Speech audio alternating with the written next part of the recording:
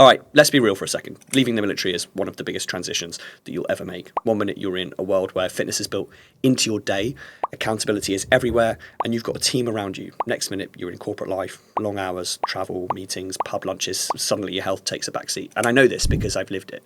And so today, I want to share the lessons I wish I knew before I made that jump, the things that would have saved me time, frustration, and a fair bit of belly fat, to be honest.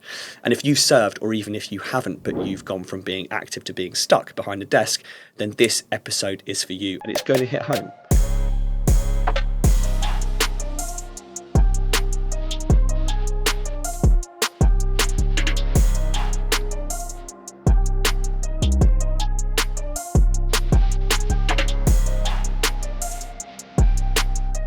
In the army, I didn't think about training. It was baked in. PT sessions, tabs, sports afternoons.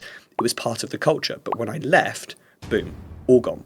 Nobody telling me how to show up. Nobody checking in if I was fit to deploy. Just me, a desk and a commute. And, here's what I didn't realise straight away is that in the civilian world, fitness is a choice. If you don't schedule it, it doesn't happen. And if that hit me like a ton of bricks. And I remember in my first corporate job, I thought that, fit training in around work, 2 weeks later, I'd done nothing except sitting meetings, grabbing sandwiches that were on the desk, Coca-Colas that were there. And, workouts weren't there like non-negotiables. You have to book them. You have to protect your time. So when you actually get to the gym, there's another trap waiting. In the forces, cardio is king. Runs, marches, circuits, and that's your bread and butter.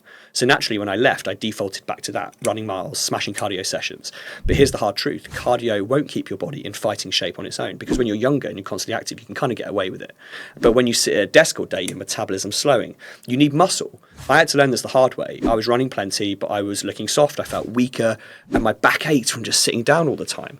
And when I started strength training, building muscle, protecting joints, firing up metabolism, that's when things changed. So if you're ex-military and leaning on cardio like it's 2010, shift the focus, lift weights, build the armor that you need for the long-term health. And this brings me neatly onto food, because trust me, that's another battle you'll fight when you leave.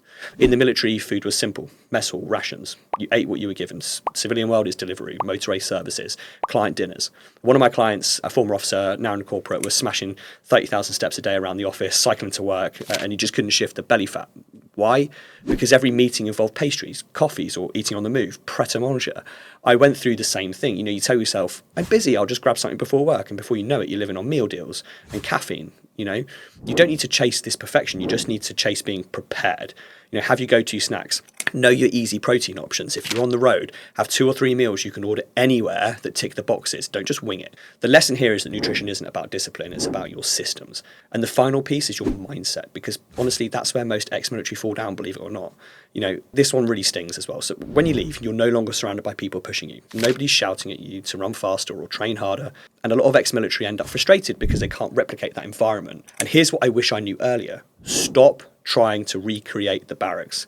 Create a new environment that works for the life that you've got now. That means an outline, an online coach, accountability from a mate, or just setting up routines. Be realistic, for your family, for your career. I've seen so many veterans beat themselves up for not being as fit as they were when they were 22, but you've got different responsibilities now. The goal isn't to go back, it's to build forward. So let's recap the big lessons that I wish I knew. Fitness, no longer automatic. If you don't schedule it, it won't happen. Cardio will not save you. Strength is key. Nutrition in the civilian world will undo all your hard work if you don't have systems.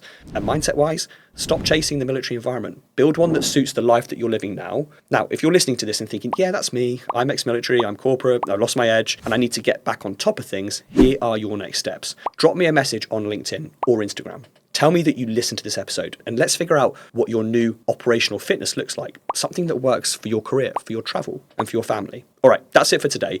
The transition from army to boardroom doesn't mean letting go of your fitness. It just means learning a new way to own it. Catch you next time.